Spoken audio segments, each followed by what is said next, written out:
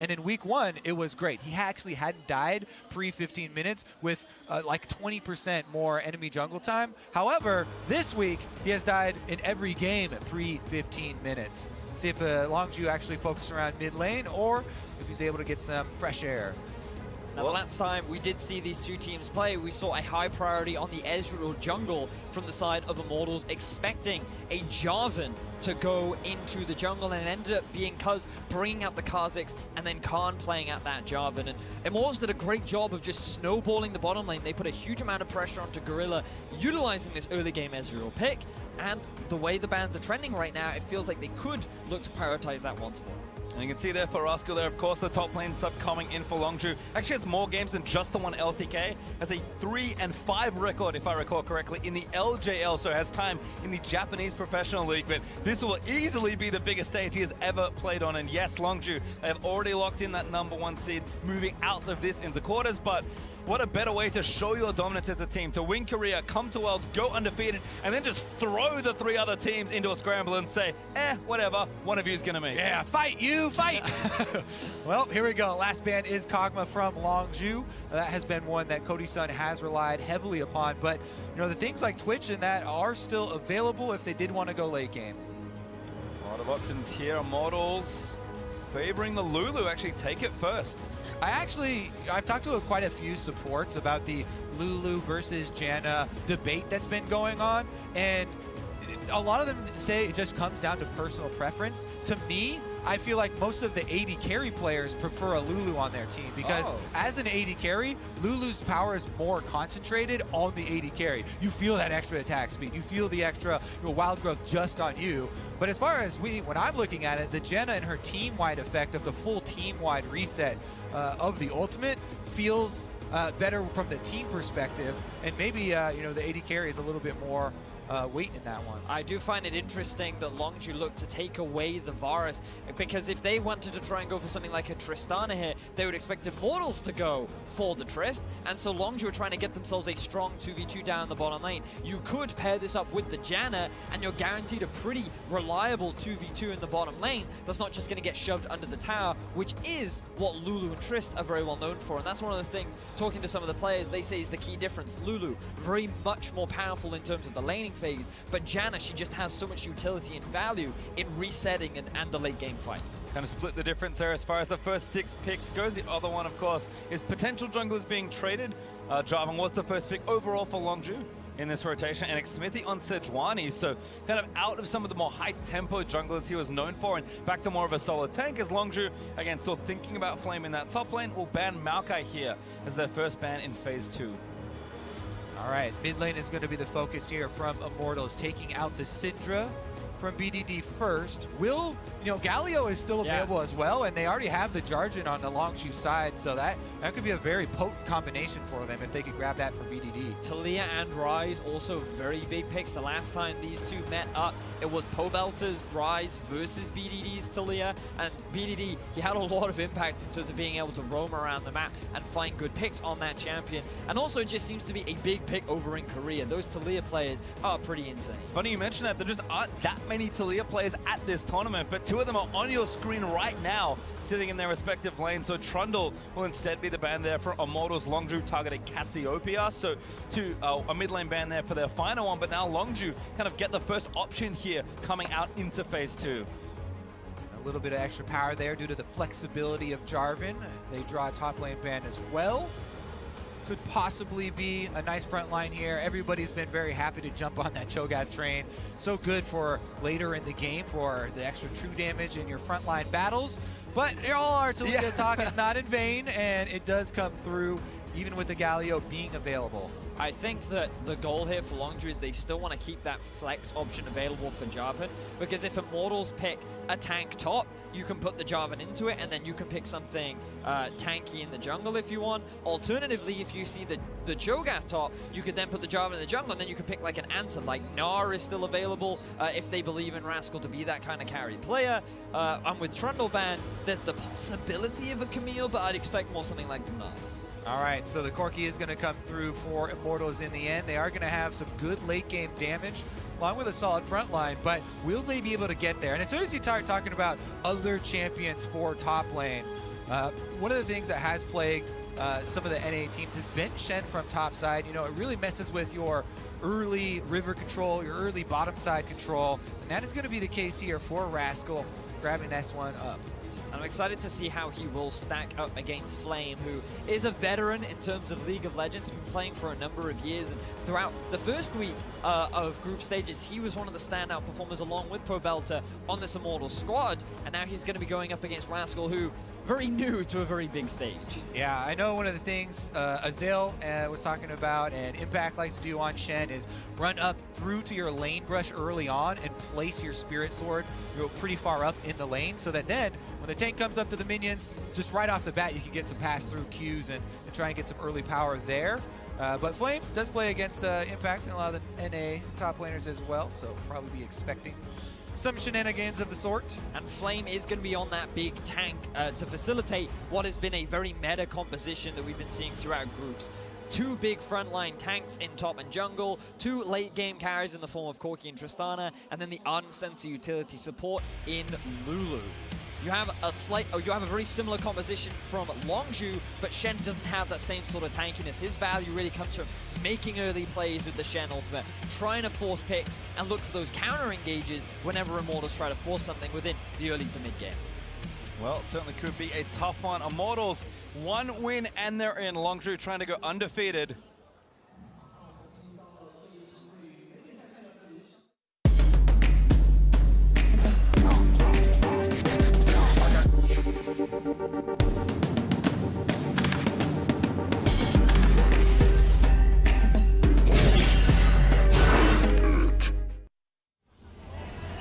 Alrighty, IMT, for potentially their last time at the group stage, will move out onto the Rift. Longzhu, this will be their last game of groups, no matter what happens. They have finished atop the mountain here in Group B.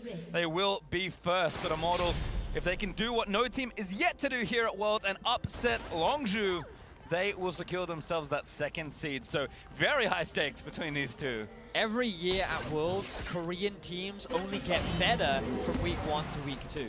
Back in 2015, they had a 7-2 record and they went up to 8-1. Last year, they had a 6-3 record and then they went up to 8-1. This year, in week 1, they're already 8-1, and now they're looking to get that 9-0. And I feel that even though Longzhu are running a sub in the top lane, that priority is not going to change for them. Certainly not. Again, wanting to show your strength. There are only 3 undefeated teams left in the tournament so far. Longzhu could be the first to 6 clean wins as the teams spread themselves out across the Rift. Interesting invades we have here. Deep wards for both on those blue buffs. Xmithie on the Sejuani. When you take the Hunter's Machete, you do want to start on your buff and do the single target camps. Because it's very difficult for her to try and do the AoE ones without the talisman. He's actually coning over and they do get some vision here. Well, it looks like, again, a bit of a scuffle in the 2v2. Sejuani is good in 2v2 skirmishes if they don't take extra damage from the buff because of her passive and Flame also being able to stack that one up. Also keep your eyes on the mid laners because they are going to be pivotal and who can ascertain this buff. Whoever arrives first could be a big determining factor. As you can see, BDD now having that push should make his way over to the jungle. Patience here is reigning supreme as neither of them actually starting up the buff. BDD, as you said, comes over to try and sway. 3 members of Longzhu back down onto the buff. They are committing, giving up some lane priority. It's still going to have a chance for Xmithie to smite fight, but going to get difficult. Going to try and make this happen with all the bursts that Sejuani has. Does not get it. Cuzz steals the blue buff. Really good timing there from Cuzz. I think that when you're going up against the E plus smite combo from Xmithie early on, that's a very difficult thing to predict, but Cuzz is able to now get that early level 2. Yeah, good eye there from Cuzz, because that's the first time that's happened, but it's fairly annoying. Anyways, good eye from him. Even though Pobelter can say, hey, I'm going to use Frost Bomb right now to try and combo this, it has the delayed time to come down before the damage is there, and he just eyeballs it and gets the smite perfectly to secure the buff for himself. Thankfully for Xmithie, he didn't smite early, and that would have been the worst of that world, but Cuzz top lane is going to try and punish Flame. This is a big power play here. Taunt lands from Rascal as well. Could get himself his first blood of his first world's Flame, flushing himself out of the way, but tagged by an auto will slow him down. Nowhere to Flame go. trying to book him with the flash pass through from Rascal might be enough. The rupture is good for the knockup, but they're still chasing him down. Pobelter is trying to roam up with the knockup blast, and Rascal not going to grab it. It's Cuzz with first blood. And Pobelter tried to come over to lend some moral support, but there's going to be no saving him after that. This opening is going so well for Longzhu. They get the Smite Fight victory, then because of that victory, Cuzz is able to transition into a level 2 gank on top side. Wow, Gorilla solo Janna roam, I guess with BDD's help on the left of your screen. Xmithie does get the blue buff, but Gorilla chases him off the rest of the camp. And this could not be any better for Longzhu, because remember, the style that they were able to win LCK Champions with was through playing their top lane. Typically we see it from Khan, typically he's known for being this hyper carry, but now it is Rascal there, trying to set him up for success in the early game, give him that confidence on the big stage. And Cuzz has full confidence to go over here and face check Xmithie because they saw him chunked out and summoners blown in his attempt to steal back some of Cuzz's jungle. Regardless, Pobelter should be fine here. You know, he's getting pushed in, and the look towards mid lane gank won't be very eventful. Now in the bot side, Cody and Olleh doing a nice job here with the Lulu and the Trist to push in and try and deny some CS, but BDD on a very early roam back to the flashless Flame. Ooh, they really want to punish this Cho'Gath. Even though they know there's a ward here, you can just blast cone over and run past it. Flame playing a lot of respect here, though, not getting in range of the Shen taunt. He also knows that the wave will push towards him eventually. So Flame's more than happy to just sacrifice a little bit of experience and wait for BDD to show up on the map once again. Once he does, he can go back to pushing up the lane a little bit more, but I feel like the damage has already been done. 12s against the 24 in favor of Rascal, already level 5, and you're now looking towards that level 6 play that we were talking about that we love to see from these Shens. Cuzz can come bot, Prey gets level 6, and you start forcing things all across the map. Remember, no flashes on this top side of the map because they were all blown in the early skirmishes. Surprise here, knockup does land in. Xmithie trying to fight as Flame is going to rotate back in. BDD here first as expected on the Taliyah. And Longzhu might even dive Flame here. TP in from Pobelter. Going to save the day. A lot of resources here being kind of siphoned away from Immortals with this constant pressure from Longzhu. Yeah. They're very happy to get that mid lane teleport out without having to risk anything on the tower dive.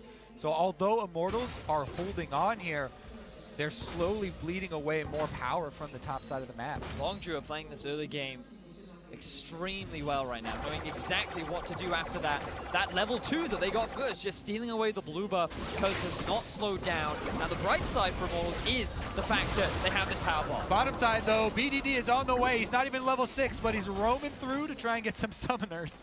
And walks away. Prey a little too low perhaps there for that play, but BDD, he has been so active in the first 6.5 minutes of this game. Pobelter doing what he can, pushing the wave back in, but BDD, even on CS pretty much, now going to move around back to his lane, and he just keeps moving out and pressuring the side lanes of Immortal. But he is losing a lot of experience. You can see he just lost a wave right there, and even though the farm is even, the fact that Pobelter has gotten level 6 first means that BDD's roams are not as effective as they potentially could be. He just had to move to the bot side because that tower is getting very low. Prey and Gorilla had taken a lot of damage, and there was the risk of dropping that tower much sooner than Longzhu would have liked. Here comes Cuzz as well. Shows himself here in the bot wave, shielded up by Gorilla. That's Prey already going back, gets a pickaxe and 2 daggers, not the most impactful buy early on here for Prey, but knows again, lane's been going poorly. It's 15 CS behind as Cody. He's going to get the Thunderlord to proc on, but no knock up there as Cuzz. Not quite there with the flag and drag. Interestingly, BDD going for very early Burk treads in the middle lane, wants those tier 2 boots because his focus is very much about roaming around the map like we've seen all this game. Yeah, I guess he's also worried about the Sejuani crowd control. So he's really investing in that tenacity early on. The magic resistance is going to go a little bit of a ways, but he's back out every single time he pushes up one wave. Halfway roams down the map. Flame this time backing up, sends BDD right back to base. Now we need to see Longzhu looking to make a play bot though, because if things stay the way they are, Immortals are eventually going to take that tower. Once it's gone, they can start moving Cody Sun and Olleh around the rest of the map, and that's where this early pressure can start to snowball in the favor of Immortals. You have a great scaling composition with the Corki and the Tristana, so the onus is on Longzhu to make the plays in this early game. Buster shot committed there as well by Cody as Pobelter picks up the package. Cody Sun didn't really see where Cuzz was potential, or even BDD who could also threaten, so instead he goes back. He has 2.2k to spend, grabs himself a BF sword, a potion, and probably a couple of extra items there as well. In fact, straight for the aggression there, flat AD with a pickaxe as well. Exactly. Sometimes we see actually teams lane swapping on this purchase. This is actually even more flat attack damage than we usually see from the first purchase of Trist, but since they're making so much headway on the bottom turret health, they're going to return back there. You do really have to re-emphasize how much of a possibility 5-man squad bottom for Longzhu is, though. They have the roaming mid and Shen top, so you have to be very, very careful if you're Immortals in kind of just poking at the danger down there and being very quick to back off, because as soon as those ultimates are blown, you have to be very, very worried. And look at the wards from Longzhu as well. 2 littered fairly deep into the bot jungle of Immortals, along with the control ward at the entrance to the river. They have exact knowledge as to where Xmithie is, and if for 1 second they feel that Xmithie cannot react, that's when they're likely to strike. But we're just keeping our eyes very closely on the setup from Longzhu and how they force this, because Immortals, it's just a waiting game for them. They don't have to force anything right now. They're going to scale very nicely. They're gradually working towards this turret. But here we go. Here comes Cuzz. Gonna try something here in the bot side now that the package is worn off there from Pobelter. And it's actually a little bit worrying for Immortals that they have Xmithie coming down here. If they attempt something, again, there's going to be a lot of extra emphasis from Longzhu on getting there quickly. Pobelter's teleport will come up pretty shortly, and that will make Immortals feel a bit more secure down here, but here they go. And corruption lands, but here's Xmithie. Actually, Cuzz walked away from the area, but now shows himself and can't really afford to do too much. Again, IMT playing carefully. As soon as you show your jungler on bottom side, though, Cuzz goes in. He's going to counter jungle these Raptors and take it away from Xmithie.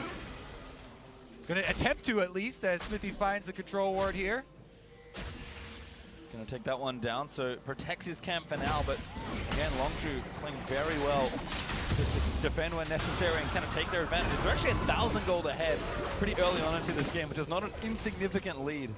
A little trick for viewers as well to see if the teams look like they're going to commit. Well, BDD is making a roam up here, so... knock up there onto Rascal, but Flame could be trapped in this one. TP in there from IMT. Pobelter going to try and save it down as Flame does get the normal to Rascal. A good chunk of damage. Pobelter finds him in a great Spirit's Refuge. Can't protect him for long enough. Flame gets the kill. That teleport had just come off of cooldown for Pobelter. Barely. Now can they get out alive? The juke forward there for Flame. BDD now taking heat from Pobelter, but not enough here from the Corki. Really good response from Pobelter. He was sick and tired of all these roams from BDD, and finally he's able to answer. They get the kill down onto Rascal. They relieve some of the pressure from Flame, and they get themselves on the kill board.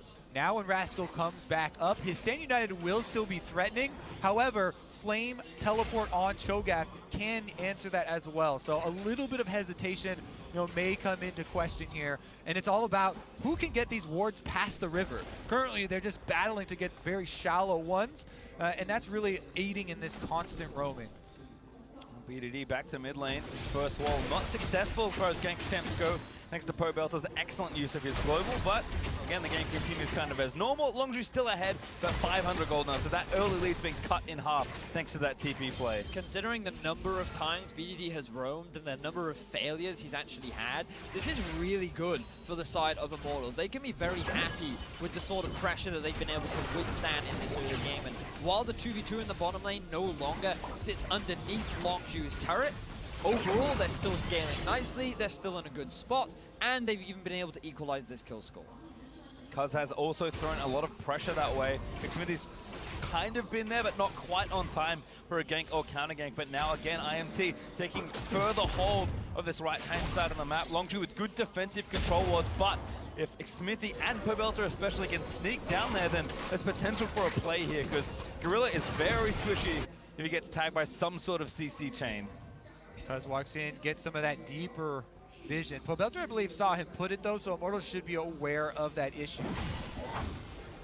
Cuzz taking a bit of damage, but BDD again able to push back down with Pobelter leaving that mid lane. So a lot of attention here towards the spot side. It has relieved something for Flame, but we're going to watch this one again and how good of a play this was for Immortals. Now, note here, just keep your eyes on the cooldowns as well. TP has come back up. Flame also has flash. But he doesn't flash over the wall, he flashes towards his teleport because he knows if he buys enough time, Pobelter can help him swing this fight in his favor. BDD is stuck on the worked ground. Pobelter is just soaking up the skill shots from BDD, and that allows Flame to stay alive long enough to get the consumption and equalize the kills.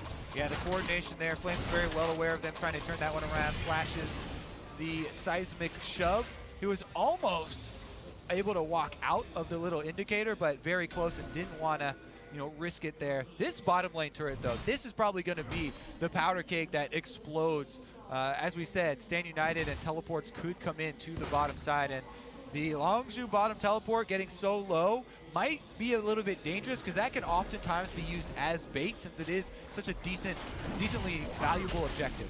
And it is a little concerning that Longzhu haven't tried to force anything yet, but it's not too late for them. IMT, they're still working towards their first items. They haven't completed anything yet as they're looking to try and get onto Pobelter. He holds on to it. There's a steal here for Pobelter. Ultimate finds BDD who insta-cleanses out of the way. Still has package here. The re-engage from the roam on bottom. Actually, a lot of damage there dealt by Pobelter and some confident play, confident footwork. Has the Sorcerer's Boots along with the Sheen. You then have the extra kite ability with the Phage on top of the package. And Pobelter able to walk away. Level 11 now. Getting that experience advantage after all the roaming being done by BDD. So Pobelter making up for his performances from earlier in the day. And now starting to contribute a lot as he continues to scale up. Part of the issue here is that Xmithie is going to try this again, but Cody has a ton of unspent gold. Actually, again, more than 2,000 gold, and the Rage Blade's already done for Prey. That's a really good point, bringing up the power difference here as far as in-combat power already out on the field. Just Rage Blade is a pretty big spike for Varus if he could stay mobile. A lot of crowd control floating around down bottom side, though. And I'm sure Immortals would love to spend this gold, but the moment they back, they're going to lose that tower. And that makes things favorable in terms of tempo towards Longzhu. And so they're trying to bring Xmithie down here to relieve some of that pressure. Maybe if they can force a wave out, then Cody Sun and Olleh can go back. But now Longzhu, they're finally looking to make that play. This could be it. Here comes the party. Level 2 ult there for Rascal, and that dunk instantly is onto Olleh. Goodbye as BDD able to take him down, and the turret goes with it. Doesn't even bother to flash. Olleh gets obliterated after spending a little too long in the bot side. We were just talking about that unspent gold, and now they can finally spend it. All right, well, Longzhu's going to take the Dragon right afterwards, and it's a little bit of a response on top side where Flame is pushing that up, but Longzhu's very happy to get first turret bonus plus an Earth Drake on top. Interesting that Rascal would use his Shen ultimate there. I guess they want him to be secure and safe on the play. Xmithie, don't think he's going to go for the steal. No need to give away his life for a very early mount. Well, mountain over to Longzhu instead. As Cody, still not back, by the way, decided to stay for the waves and push this in. The turret is low, so if they're thinking that Longzhu are going back now, which they are as we can see, maybe Rascal's not enough to defend it. Immortals can finally equalize that turret. Yeah, they definitely like to execute this so he can purchase on his next back. Already, Cody Sun is sitting on almost 2,800 gold in pockets. Now he also gets that turret gold, and it's going to be a very big purchase. That's 3K unspent for Cody. But on the other side, his teammate Pobelter has actually got his Trinity Force, so you can kind of see they're still going. A lot of the item timings weren't quite there, but yeah, IMT just want to do this. They're able to do this because Pobelter still has push in mid. BDD is forced to come mid and can't wave clear bot, and they've already seen that Varus is top lane as well. So Immortals know that there shouldn't be enough wave clear on the bot side, but Rascal with a good defense keeps that turret damage to a minimum. Meanwhile, they're able to secure their own blue and not have to give that one up, despite committing jungler to that top side for quite a long time. The other thing Immortals not need to worry about is a top lane dive. Now Longzhu actually setting up for that possible roam. Again, level 2 wall for BDD, so right now, Pobelter teleport is ready. All right, can we see a repeat of this play? IMT also running the bot lane up the lane here as a good rupture onto Prey will delay this siege for a long time. I wonder if Longzhu saw the bottom lane on their way or just expected it to happen. I think they wanted to try and bait the teleport out from Pobelter, but he was not budging. until he saw some kind of commitment from Longzhu. That means that no summoner spell ends up getting used, neither advantage really gained for either side. Again, steely resolve here for IMT in the face of a very fearsome opponent, but Longzhu not really done letting up. Oh, here's the TP! Xmithie looks for the ultimate, does slow down Gorilla, but now they're in onto Prey. Great cut up there, double TP for IMT. Xmithie takes down Gorilla. Flame gets the kill onto Prey, and a clean 2-0 team fight win. Fantastic 5-man collapse from IMT onto the duo lane of Longzhu. Rascal did not have his Shen ultimate up. BD did not have his ultimate to try and save them, and this is going to give 2 swift kills in favor of Immortals, along with a tier 1 tower in the top. Shen pushing on bottom side, and Rascal wants to try and get that objective first. BDD as well in mid lane, so Longzhu will get some gold for themselves. Not a bad trade at all. I think it's really worth mentioning, you're right, like, Immortals committed a lot to that play, and while at first glance it looks really good, they get a bunch of kills, they get a tower, the fact that Longzhu get a tier 2 and the mid lane is going to open up a lot of the map for them. BDD now going in with the Shen, stand united. Oh, Cody now going to try and jump out, but he moves through the rocks as BDD is going to keep pummeling him. Seismic Shove trying to predict the flash. The flash shot's not going to hit, but BDD cleans it up anyway.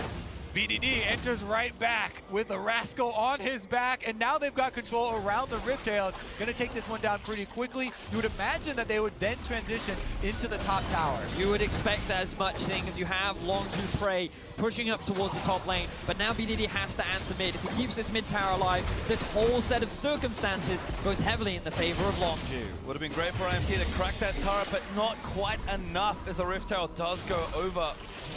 For Ross? No, it actually was Cuzz, picks it up. Rascal just standing in a spot, and Prey, the extension of this play again. Longzhu, so much time on the map, up in tempo, taking so much here as BDD finds himself solo kills. Fantastic play from Pobelter. Getting that solo kill is going to relieve a lot of pressure around the map as well. Taking down that turret, closing the goal gap. Pobelter really stepping up for Immortals. Huge plays from him. He teleports up top slide to save Flame in the earlier little skirmish. Able to get the solo kill plus mid lane turret afterwards. But here's another look at the solo lane combination that was able to find Cody Sun. Now Cody, he doesn't want to use his flash just yet. He's waiting for the W. He sees it and he's like, I'm taking a lot of damage. And then Rascal doesn't expect BDD to be able to land everything, but then he ends up dying. And now we get to see exactly how this 1v1 happened. Pobelter, he just hard commits. He has more damage than BDD does. He has his flash up too. And then he ends up getting this. That was pretty straightforward from Pobelter.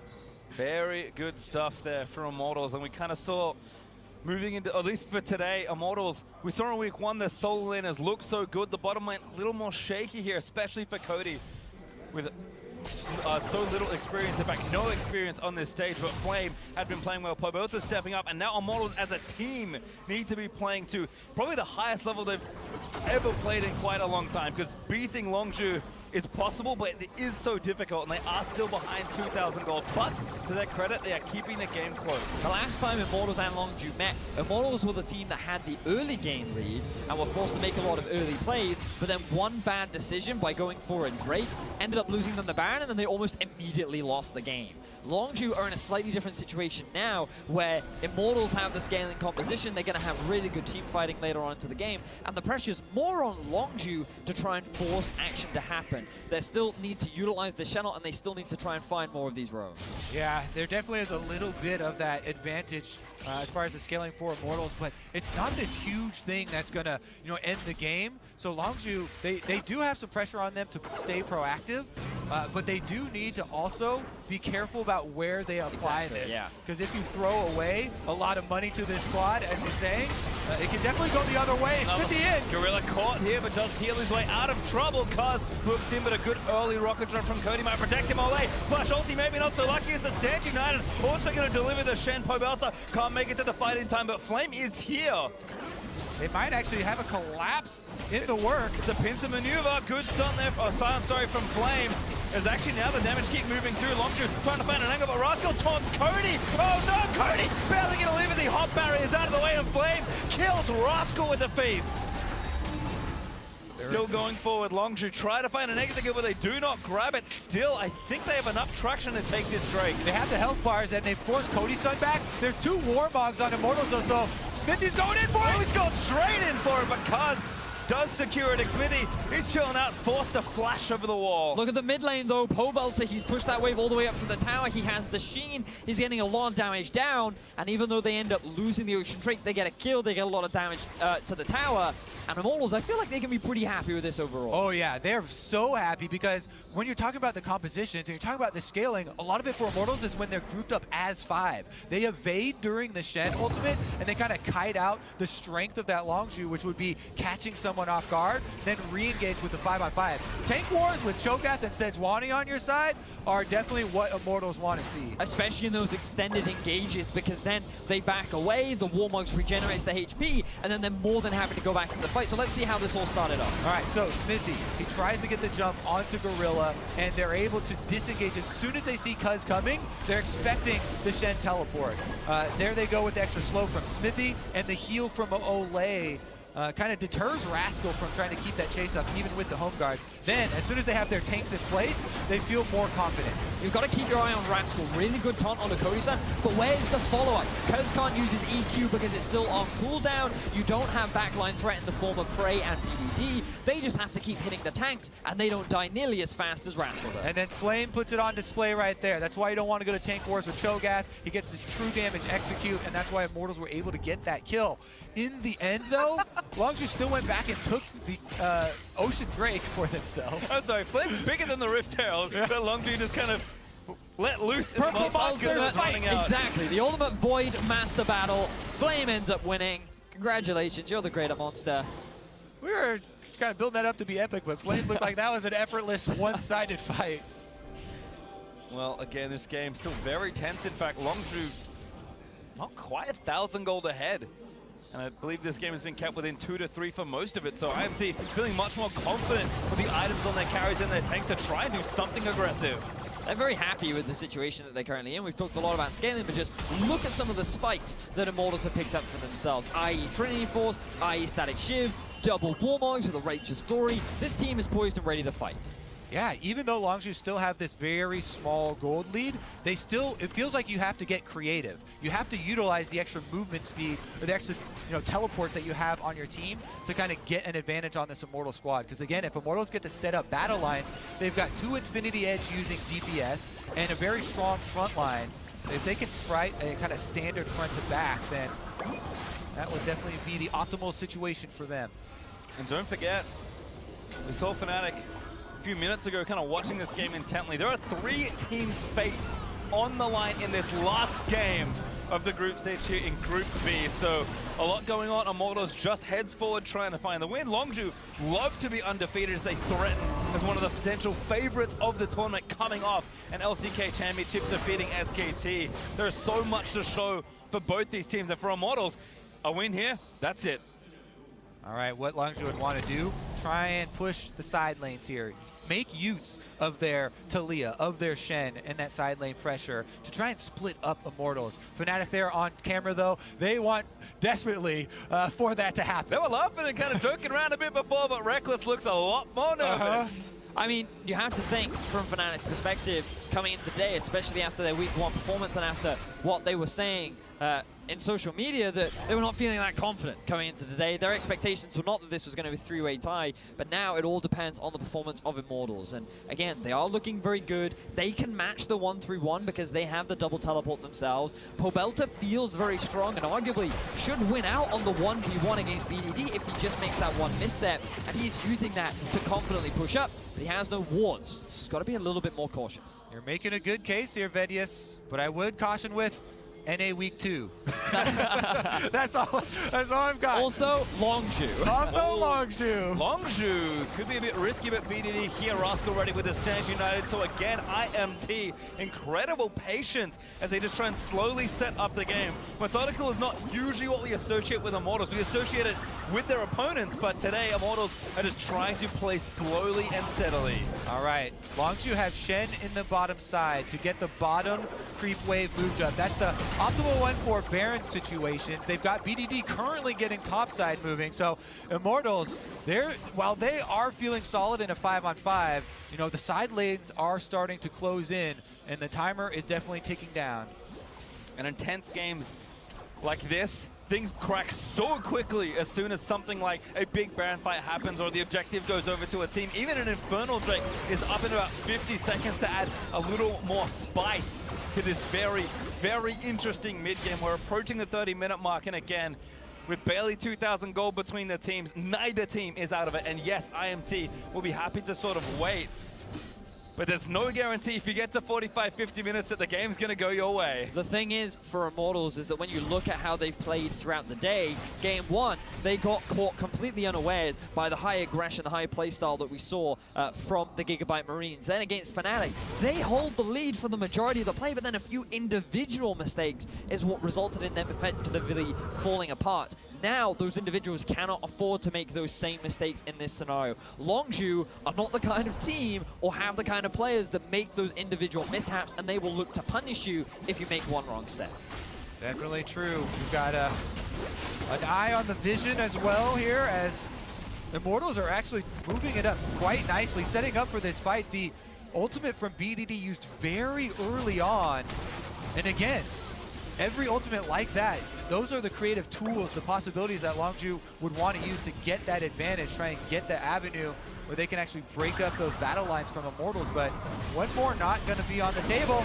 Can't see anything as Cuzz dives in. He could be the killer as this saves that, and does already get used. Cody, though, maybe walked a little too far away, but Immortals are still trying to do it. A busted shot splits the fight up again as Cuzz dives into the carries to try and get something happen. A big silence here as Flame on a rampage takes out the jungler, but he does get shut down. Holy moly, what a hero move from Cuzz. He knows he has the Shen ult. He survives for so long, and now their eyes are on the Baron. Xmithie's going to go in for this. He has flash as well. It's too late. No, they don't pull the trigger.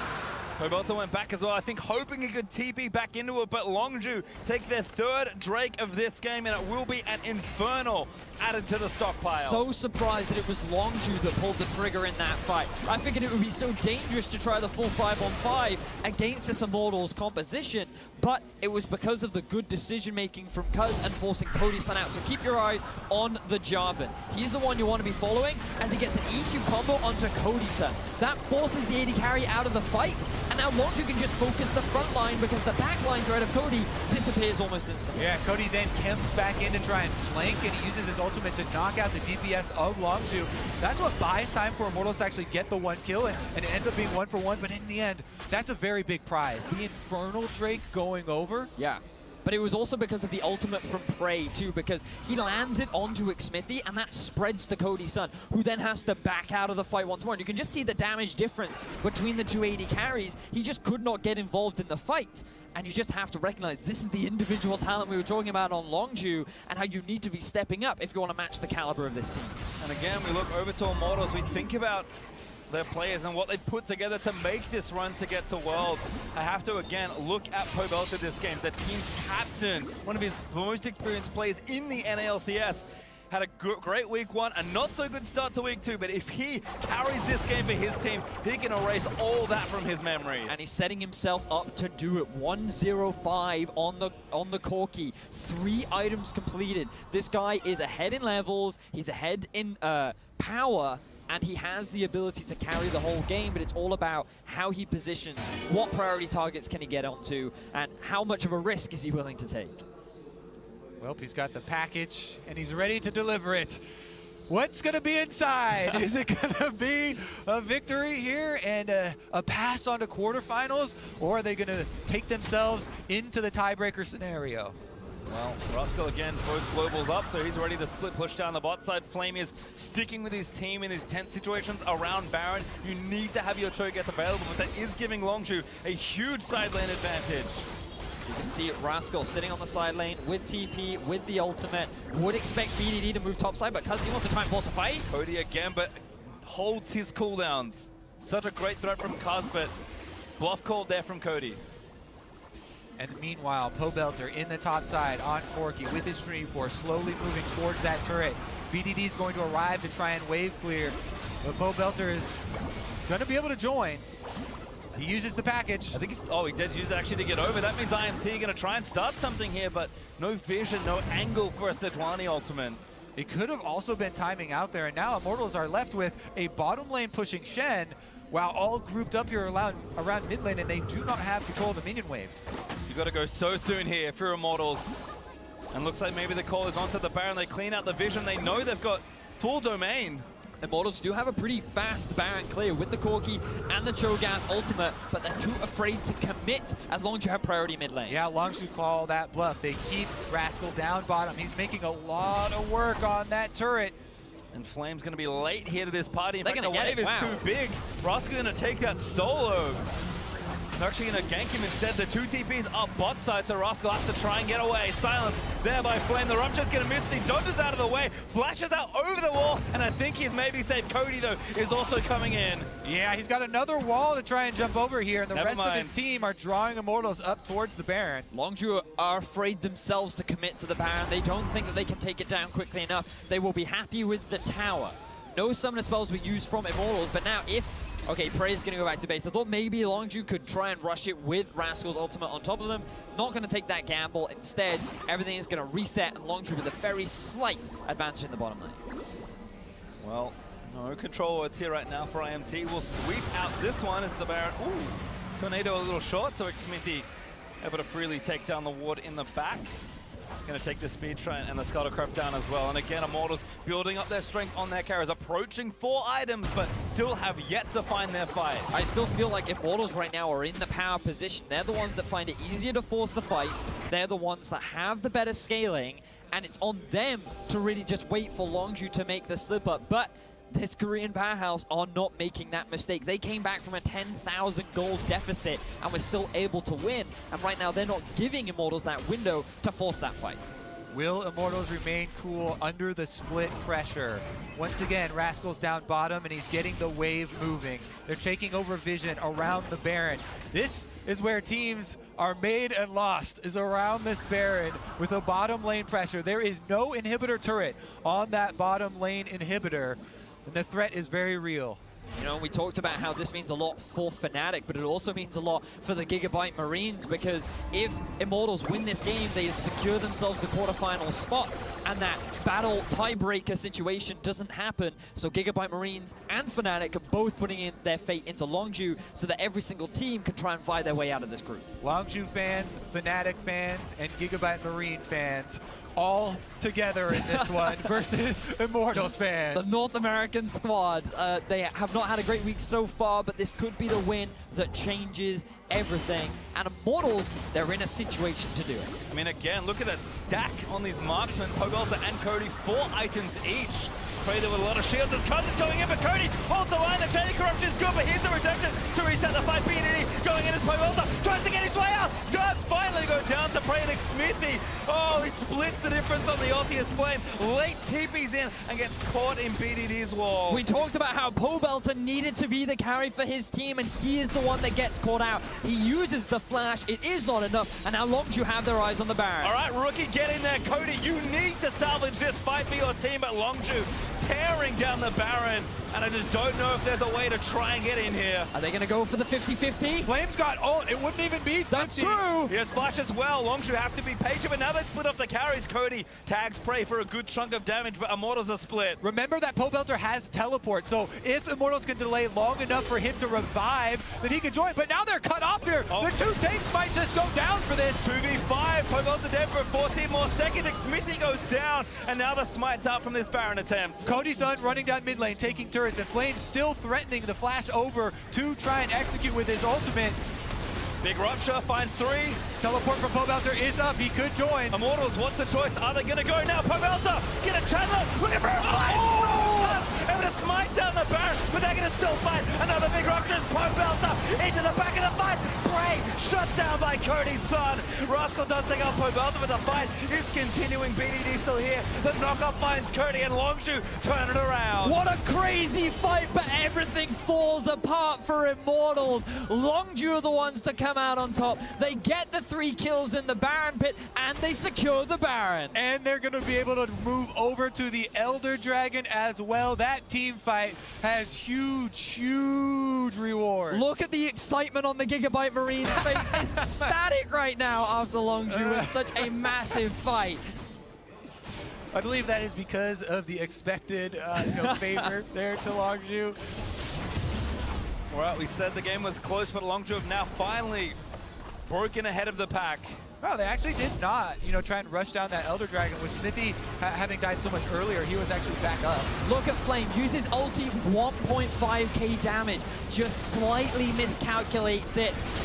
And Longzhu, they get the smite, they get the skirt. Now, that was a fantastic package from Pobelter, but he also throws himself into the middle of 3 members of Longzhu. BDD dealing damage on the side means that he's not at any real threat, and even though Prey ends up going down, Longzhu get all the kills onto the primary carries and walk away happy chappies. That's a picture of a happy chappy. Woo! There, I guess. And now the Dragon, still started here by Longzhu. Immortals not in position. Flame in the top lane, dealing with Rascal. Pesky side lane shenanigans again. So Longzhu, they already took the Baron. They're going to likely take the Elder Dragon here as well, but Xmithie and the rest of Immortals actually kind of hoping to defend here.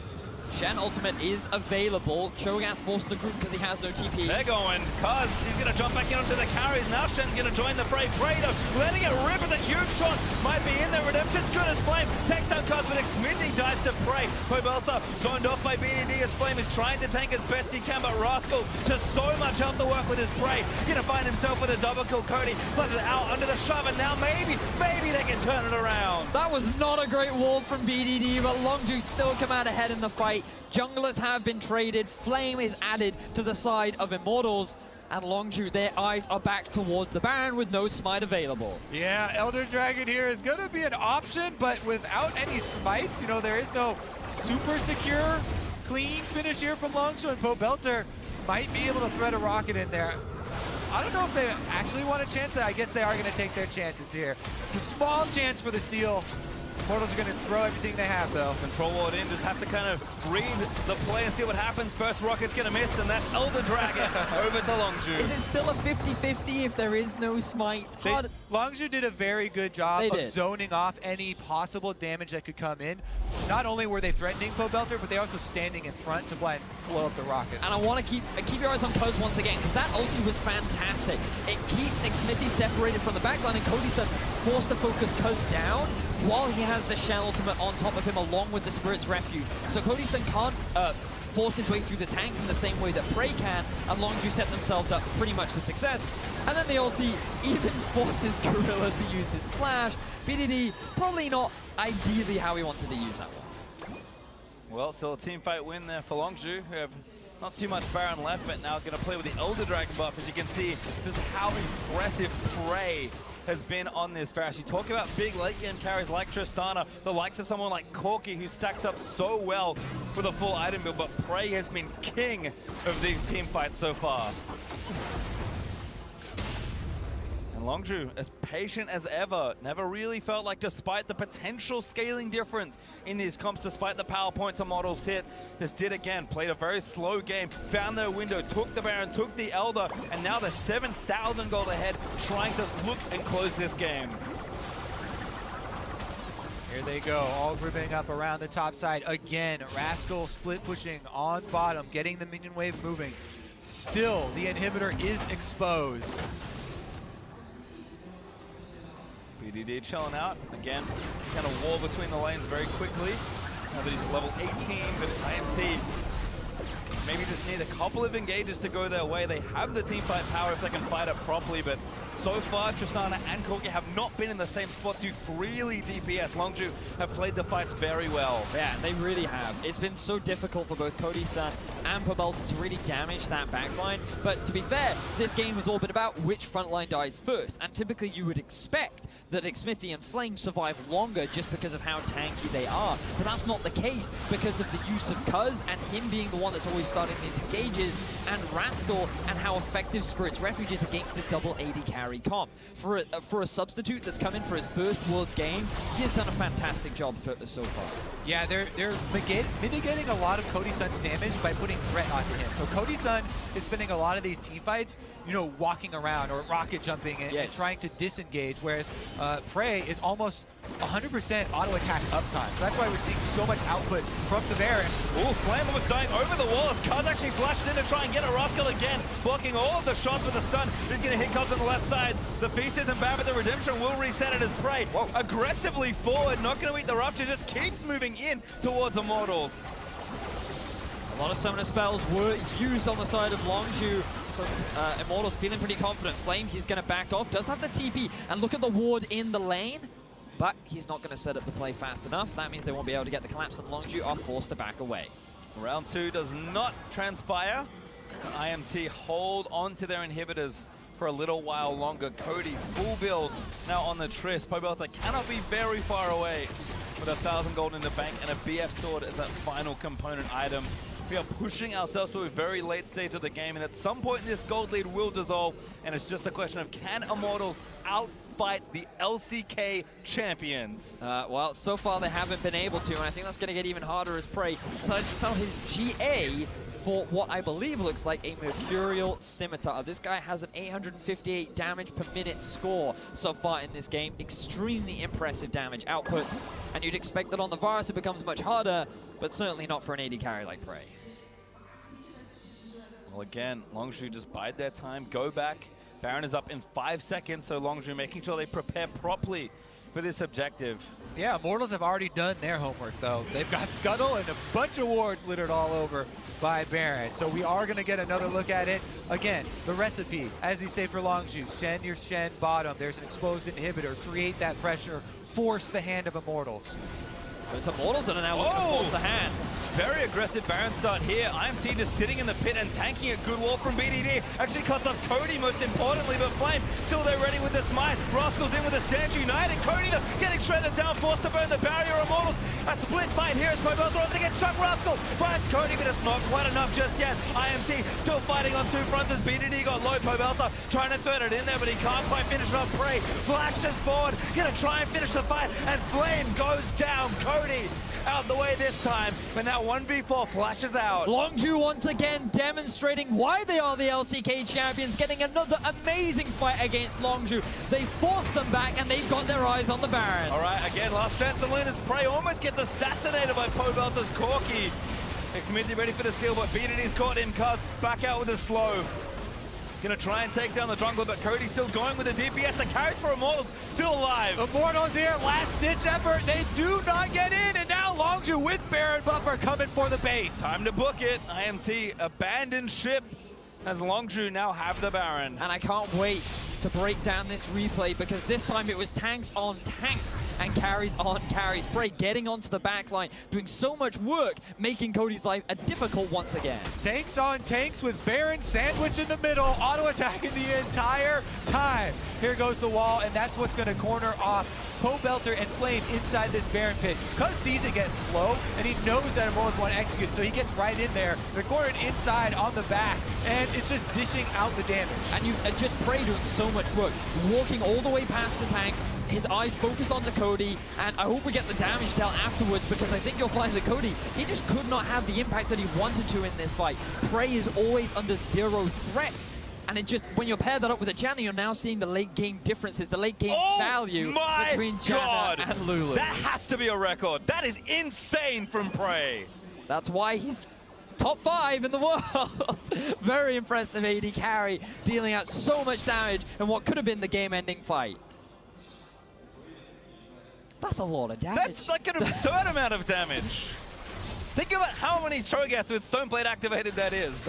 It's a little more than 1, which is nuts. So it's a funny thing about Stoneblade. When it raises your max HP, so all the percentage HP damage really does shine in those team fights. But against the Xmithie and Flame frontline here with Cho'Gath and Sejuani, extremely high health pools, you do get a lot of that. And so that also helps fund those numbers. But Prey has just been outstanding here.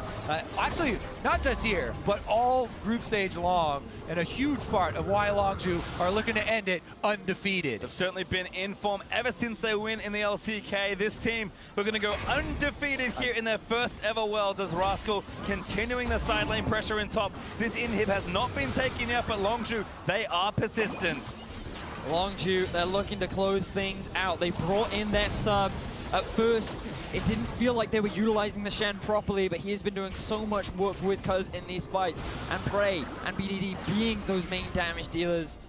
The game felt very close in the mid points, but Longzhu with the team always coming out ahead in these fights. With a support like Gorilla on a champion like Janna, Praise has been playing with such confidence very well. Could be the best bottom lane in the world. They are absolutely in contention given how good they've been, and Prey showing off in this game versus Immortals. And reminder, if Longzhu win this game, they force the battle of the tiebreakers. Every other team in Group B will be looking to secure that quarterfinal spot, while Longzhu will end their group stages at 6-0. Prey's is not taking any damage here. Gonna finally finish off that inhib. Longzhu again, patience is rewarded as they finally break the bottom inhibitor. Everybody on the edge of their seats kind of waiting for Longzhu to deliver the last blow. An inhibitor is down. Immortals are making a play on Rascal, but the rest of the team are rotating up. Prey's actually in mid lane now, pushing down yet another inhibitor. I believe his BDD cuts everybody off at the pass. And Cuzz again finds the knock-up onto Cody Sun. He's trying to get the damage done, but Flame just melts in front of the Longzhu damage. The inhibitor falls, and now it's 5v4. Longzhu, they're looking for the final inhibitor. They're looking for their final winning groups. Immortals are not that today, as Longzhu have their eyes on the Nexus. Gonna push forward here. Flame dead for 50 more seconds. But Nexus turret number 1 under threat. Pobelter with the package needs to maybe make something happen, but a massive redemption's gonna re-heal the team. Longzhu feel like cannot finish just yet. 3 inhibitors destroyed, though. Their work substantial. Elder Dragon coming up in 30 seconds. I think they want to add that one to their list of accolades. Want to pad out the objective scoreline, you know, moving into quarters. But they will set up a bit of vision as they make their way out. Gonna go back to base, spend the last bit of gold, but we're in the super late game. It doesn't matter that much. And now we can just look back at their attempts to take down Rascal.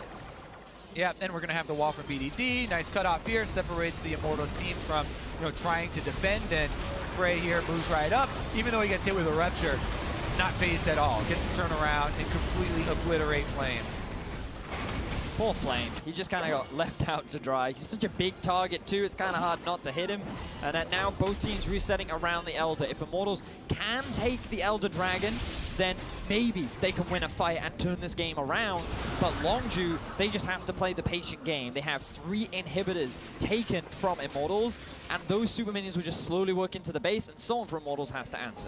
Does feel like Immortals might just be giving it up as Prey topping the charts in damage here in this game, very unsurprisingly. Elder Dragon over to Longzhu. Immortals decide they only have 1 team fight. They're going to make their final stand in front of their Nexus.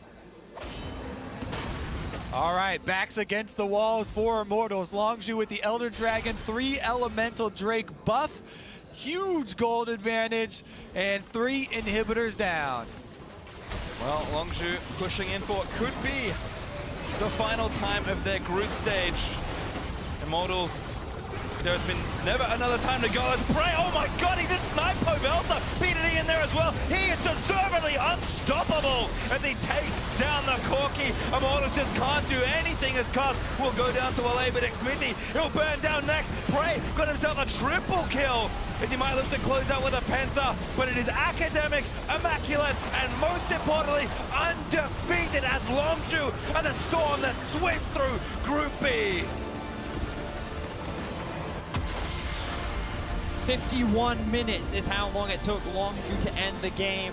Immortals fought hard, but every time they tried to challenge the Korean powerhouse, they could not keep up.